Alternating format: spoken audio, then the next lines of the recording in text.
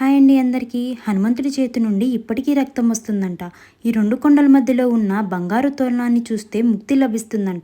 ఈ గుడి ఎక్కడుందో, హనుమంతుడి చేతి నుండి రక్తం ఎందుకు వస్తుందో, అసలు ఈ బంగారు తోరణం కథేంటో ఈ వీడియోలో తెలుసుకుందాం. భారతదేశంలోని ఆంధ్రప్రదేశ్ రాష్ట్రంలో కడప జిల్లాలో పాపాగ్ని నది ఒడ్డున ఉన్న గండి అనే క్షేత్రంలో శ్రీ వీరాంజనేయ స్వామి టెంపుల్ ఉంది. తెలుగులో గండి అంటే ఇరుకైన మార్గం లేదా ఇరుకైన లోయ అని అంటారు.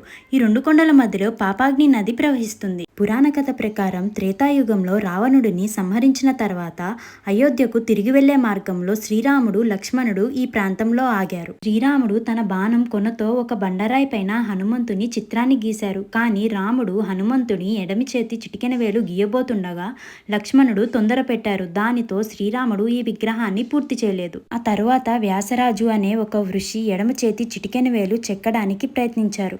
ఆ విగ్రహం నుండి రక్తం కారిందని చెబుతుంటారు. దానితో ఆ విగ్రహంలో జీవం ఉందని నమ్ముతారు.